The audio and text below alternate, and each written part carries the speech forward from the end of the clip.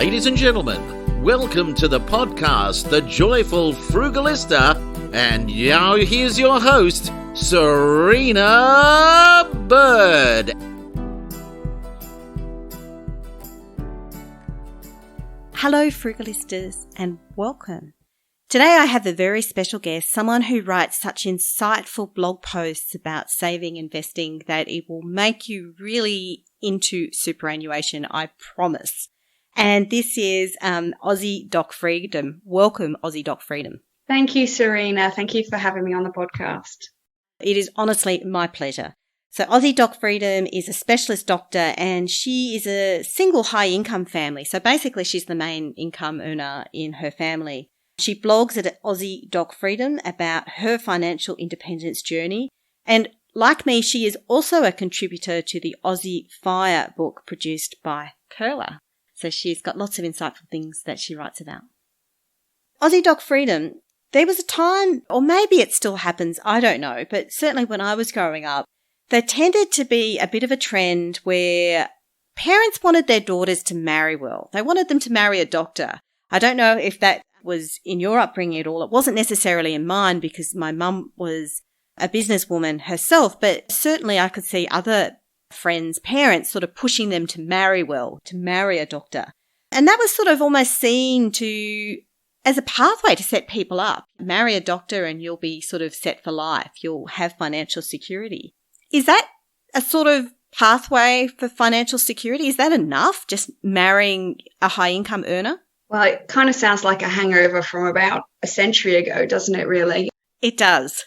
Newsflash, girls, that ladies can actually make their own fortune now and have their own career and set themselves up. So there's absolutely no reason to rely on a man, and there's probably a few issues with trying to do so. One is that if you marry with that kind of expectation, then you may well be very disappointed. Marrying a doctor has, if you ask my husband, got quite a few issues associated with it. We rarely get out of work on time. Depending on the speciality, they can work a lot of hours and you may never see them. The thought of divorcing somebody and also co-parenting with somebody that you've married for financial reasons, I don't know about you, but the thought of co-parenting with your worst enemy is my worst nightmare. So choosing somebody you can get on with is probably the most important thing with marriage. The other thing, I guess, is that if you were looking for a doctor as a spouse based on their potential income, then you actually have no idea what kind of income they're going to earn. Doctors aren't just one bunch of people. It's a huge range of careers, from GPs, the extremely underappreciated GPs, and also public health physicians that have only just recently come into the light but are very poorly paid in comparison with the rest of the specialities, all the way up to surgeons and other highly skilled. Are you going to marry a man and then pressure him into a higher paid career? And what if he wants to follow his dreams and do a PhD or go into research or do a fellowship, which is essentially living on next to nothing, I believe. So it's got a lot of problems, and I think we should all look out for our spouse and find one that we love their attributes, that are the personality, and we can get on with them and help them achieve their dreams, and vice versa. Wise words, really. And I would agree with you. A man is definitely not a financial plan. There's so many variables in there, isn't it? If it's someone that you're marrying just for the money rather than the love, could be potentially quite fraught. That's it, yeah. I mean, that's just a terrible way to start a marriage, with that kind of expectation that they've got a great income, so they will do. This gives you no chance, doesn't it? Yeah, exactly. So what about being a doctor? So you're obviously a doctor yourself. How much do doctors in Australia earn? So you mentioned there's quite a wide variable depending on what they do, but what's the kind of variable that's there? The range is huge, and it is actually quite difficult to pin down. So there's some data that's off the ATO, but because of the way that they bunch doctors and specialists, it's hard to know what a fully qualified doctor earns, because sometimes the training doctors are included in that. And so between the data on the ATO and surveys online of different specialities talking about this, I've got a vague idea. So interns which are first-year doctors that come straight out of university, earn about $70,000. And it does vary a bit depending on what area of the country, but it varies by probably $5,000. And they work very long hours, don't they? There was some case of a woman who suicided due to the long hours and pressure, I believe. Yeah, unfortunately, suicide is a big issue among the medical profession. There's a lot of pressure. They can work very long hours. Most areas will try and protect particularly their very junior doctors, but they come out with extremely high expectations of themselves. A lot of type A, perfectionist type people are attracted to medicine. They work hard. They have extremely high expectations of themselves. And they always expect themselves to do everything perfectly, which is never, it's just not possible. Especially when you're tired and working long hours. Yes, that doesn't help for sure. They come out, going back to the money, they come out in about 70,000. That increases if they decide to do training and move up through the ranks. For a fully qualified specialist, now that can take 10 to 15 years to get there after 6 years of medical school. That ranges from probably about 150,000 all the way up to, in some cases, apparently about $1 million for highly specialized doctors who have trained to do certain procedures. So surgeons and other proceduralists who have a very specialized skill that's in high demand. There's been quite a lot of media too about certain specialists who demand very high fees for surgeries that not everyone is willing to perform, that certainly they would not be performed in the public health system, so they have to be done privately. Yes, that's a very controversial area. I'm not a surgeon myself, so I don't really feel like I have a full understanding of whether the surgery that is offered is always in the best patient's interest. But that is the controversy of whether it is, and the amount of money that these people are paying to get that glimmer of hope in a otherwise fairly hopeless situation. That aside, and noting that interns don't earn so much when they're first out, in general, most doctors are earning above average wage. Is that a fair statement?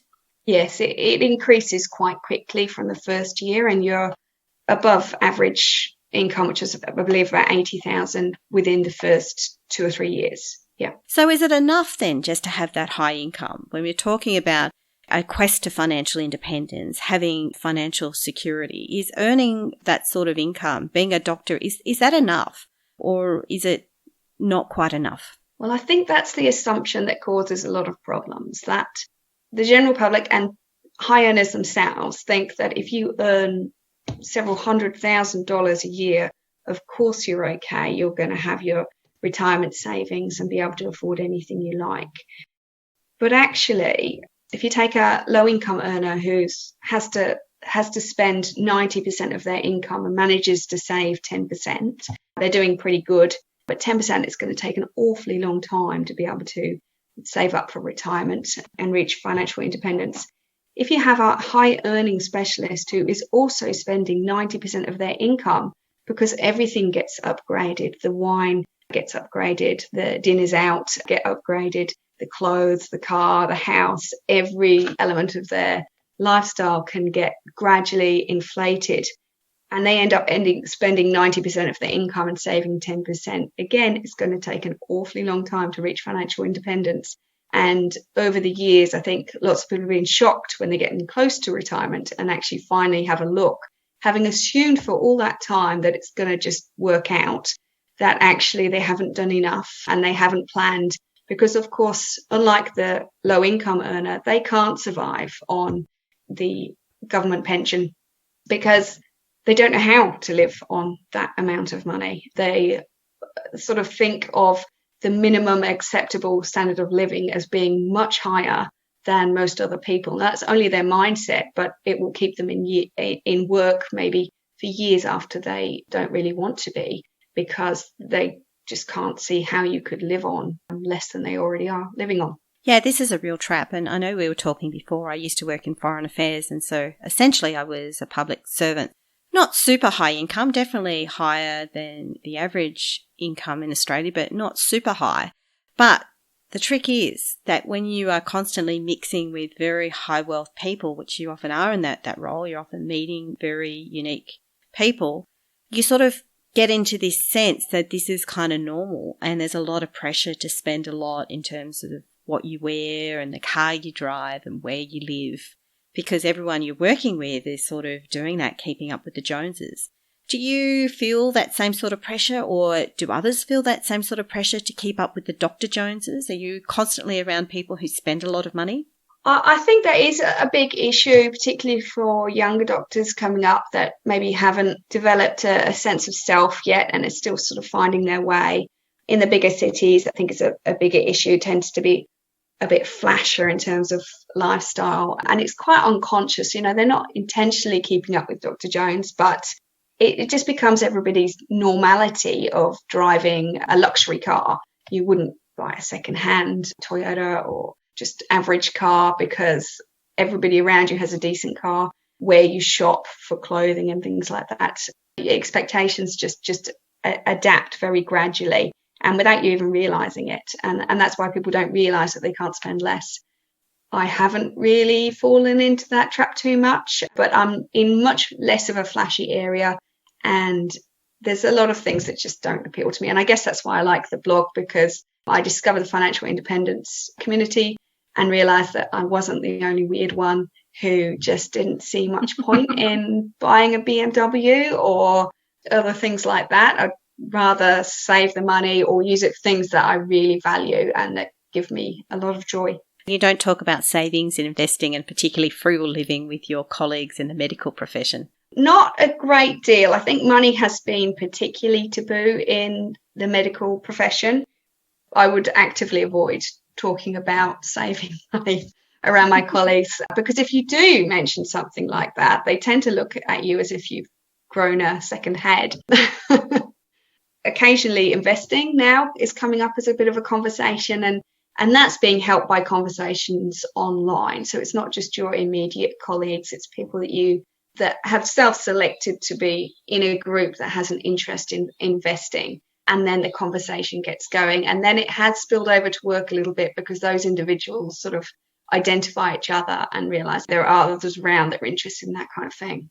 Yeah, social media is wonderful for being able to connect people with tribes, isn't it? I mean, I know there are downfalls to social media, but certainly a real benefit is that you can meet with people who share the same passions that you do. In my case, I was frugal for many years and didn't talk about how I was wearing op-shopped clothes to work or to work functions. But when you connect with your tribe on social media, you can talk about those things with people you've never met before. Yes, they have completely different, they have the same values as you. And things like a lot of my colleagues would be proud to drive a luxury car like a Mercedes or a BMW, whereas my brain obviously works very differently, because I'd actually be embarrassed to be seen in something like that. And that probably comes partly from coming from a lower income family, which wasn't a really low income family, but my extended family, a lot of them are quite low income and struggling. And it feels like showing off to me. That feels very different. And some of the conversations online I've realized that other people do feel a bit like that as well, that sort of showing off wealth and flashing it about is just not something that we find very appealing. It's a funny thing, isn't it? I remember when I was in Taiwan and I was pregnant with my second child, and an obstetrician who was quite famous, and everyone said, you should get this guy to help you deliver your baby because he's really famous. And they also said, he does so well. He drives this, whatever it was, luxury vehicle. I think it was a Mercedes or something like that. Some kind of sports car. I can't even remember what it was. But I actually met him once, and, I just didn't get on with him at all. Like, there was no rapport there. And yeah, I sort of thought, look, you got to get away from this famous doctor syndrome. Is he relating to me as a patient? Am I relating to him as a doctor? Is he someone that I really feel comfortable going with me on this journey? And the answer was no. And I really didn't care what car he drove. It seems to be something that for some patients is a big deal, that status of having the status doctor.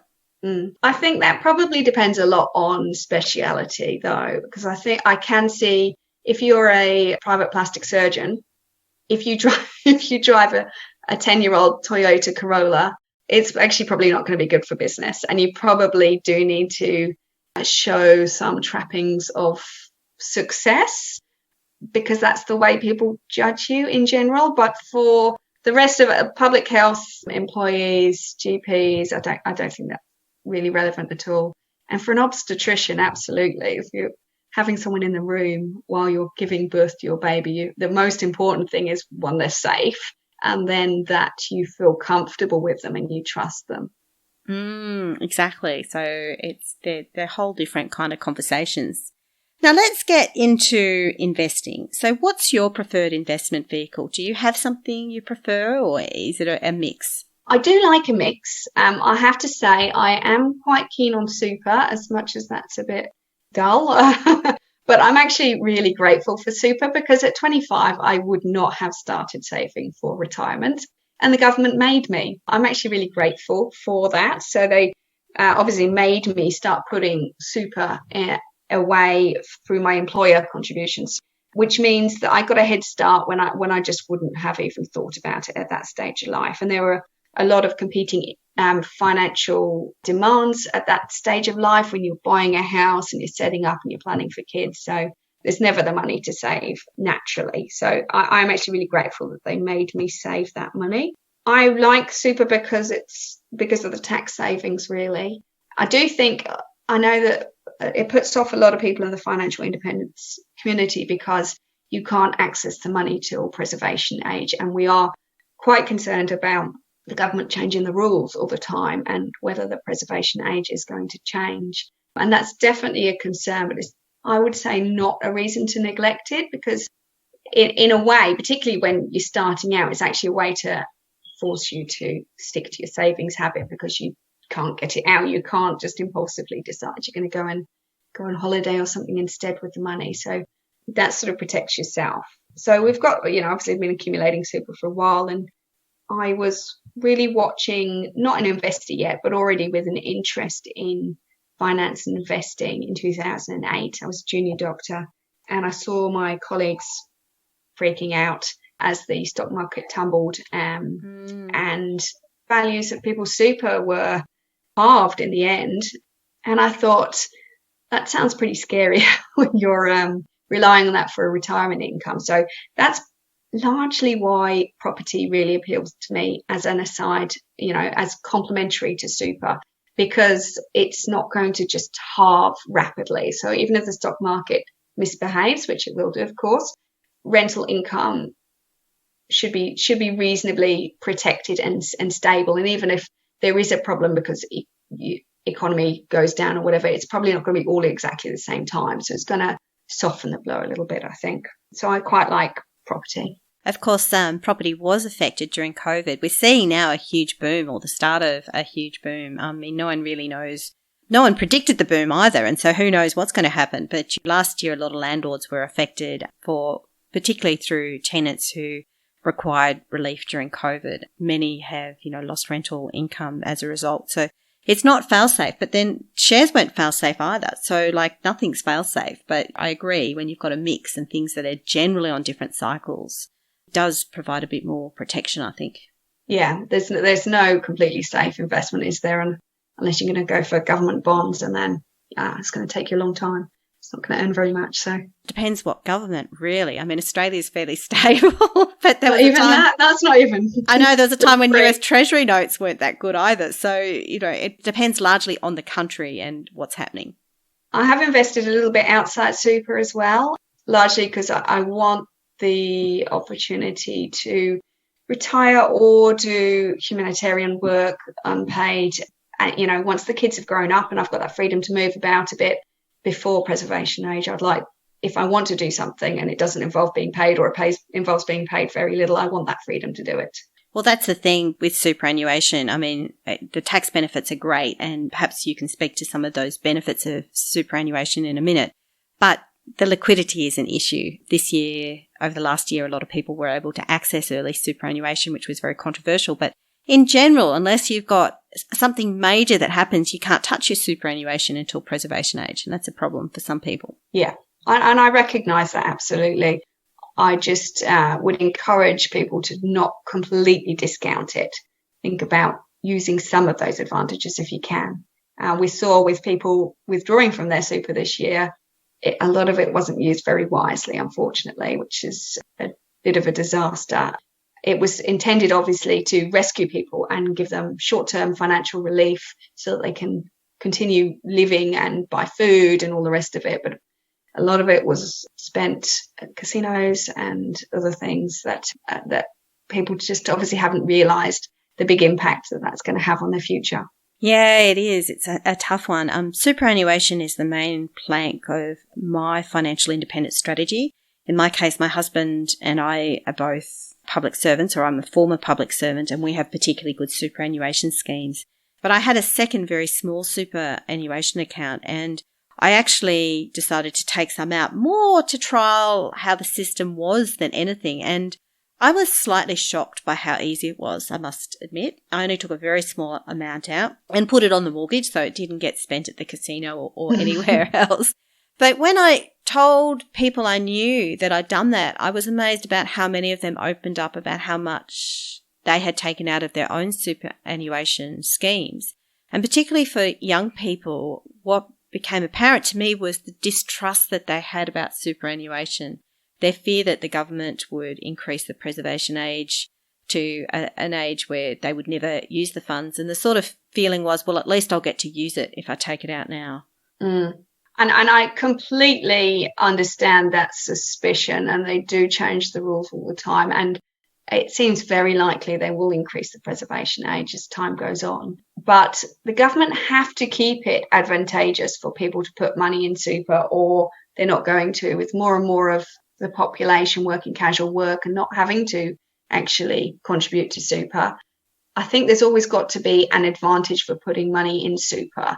So I don't think it will all be eroded. So I can hear from your accent there, you're obviously not from Australia originally. So I'm guessing you didn't grow up talking about superannuation around the kitchen table. Was it hard to get your head around Australia's superannuation scheme, and what do you see as the benefits? You talked in some blogs about some particular schemes. Is it something that is really quite strong when you compare, say, to other country schemes?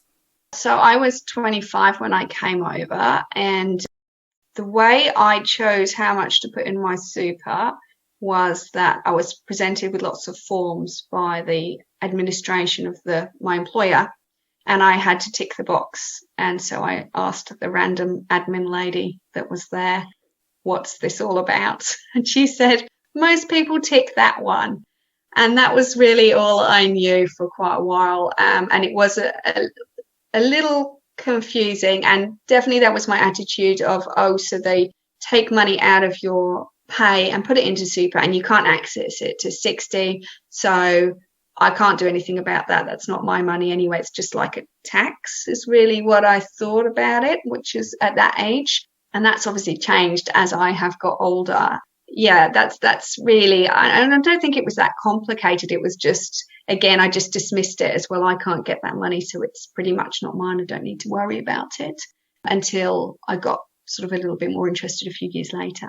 Salary sacrifice is a way that a lot of employees can reduce their tax, and that I found very confusing. There are different rules all over the country depending on where you're working, which employer you've got, and there's all this talk about FBT and non-FBT, and it all seemed very confusing. And I think that puts people off a lot of just getting it done, and it certainly did for me for a while. So on the blog, I've often just tried to make it a little more simple and just say, don't worry about it too much. Just put your rent or your mortgage into it, and you'll not pay tax on that money. Just get the form done, and that's a pretty significant saving. You touched on salary sacrificing for contributing to super, and where that's available from your employer, it is really very significant. It is less significant when you're a low-income earner, having crunched the numbers, but when you're a high-income earner, it really does significantly reduce your taxable income. So basically you are getting money for nothing putting it into super. And then, of course, when it goes into super, it's taxed at 15%. And then, unless there are changes, it's not taxed generally when it comes out. So it's a very tax-effective scheme. It is. For new graduates, you can end up having to pay more of your HECS debt back because that's based on your income. But I still think it's worthwhile, and it's really good once I think I worked it out, it's about over 90,000. I can't quite remember when it becomes more worthwhile. Yeah, but certainly for high income earners, you really need to have superannuation as part of your strategy. It's so important. If you're not taking advantage of those tax advantages, you're kind of crazy, basically. Yeah, absolutely. You're just giving money away as extra tax, really.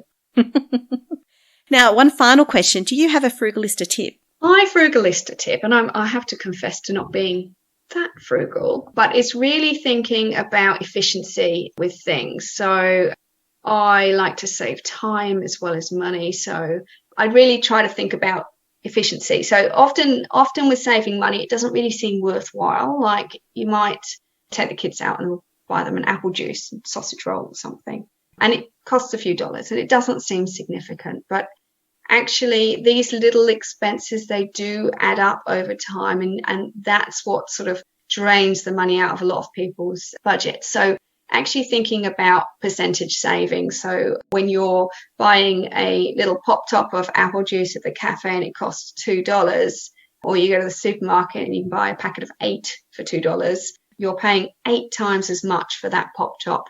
And yes, it's only $2, but if you keep making that decision over and over again, you waste a large percentage of your spending just on being inefficient. So thinking about that kind of percentages rather than actual dollar amounts makes it seem more worthwhile. And I like working on efficiency throughout life. So things like if you're cooking, you're putting the oven on, do batch cooking some snacks for tomorrow's lunch boxes, and multiple meals at a time, bulk cooking, say 4 meals and freezing the rest of them. It just saves so much time, mental energy, thinking about what you're going to eat, and it's cost effective as well. So that's very efficient. And the other thing is just when you're out driving, if you've got to run an errand, I always try and sort of stack things together so you're in one area of town and you don't spend half your day off driving back and forwards because you've got everything done in one go, hopefully, and driven into town once. I hear you re efficiency. When you're a busy person, you find ways to bend time, don't you? Yeah, yes, you do. Try and maximise it as much as you can so that you get a little bit of time off, hopefully, at the end of the day to chill. Hopefully. So thank you so much for being my guest today. Where can my listeners go to find your writing and your blog? So please come and visit AussieDocFreedom.com. It's really geared towards high-income professionals, but it's got a lot of information about super, which I think is poorly explained elsewhere. So I try to break it down to make more sense for people. So come and have a read. Definitely a lot of very good value information that is there.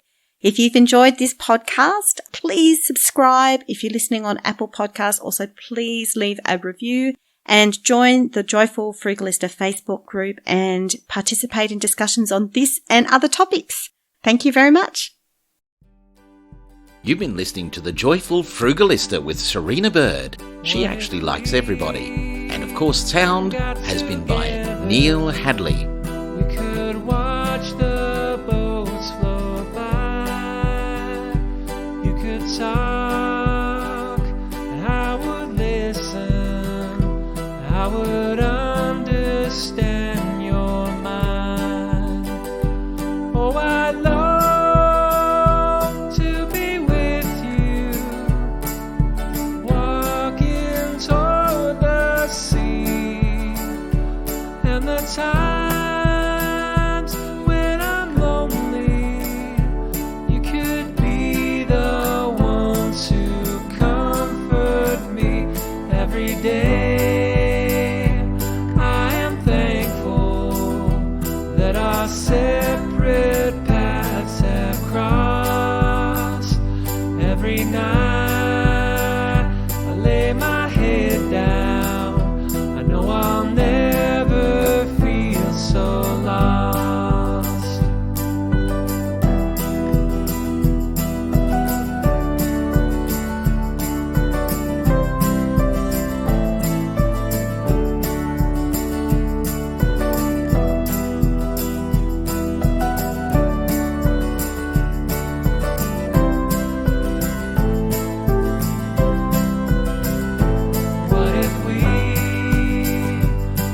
The river, we could start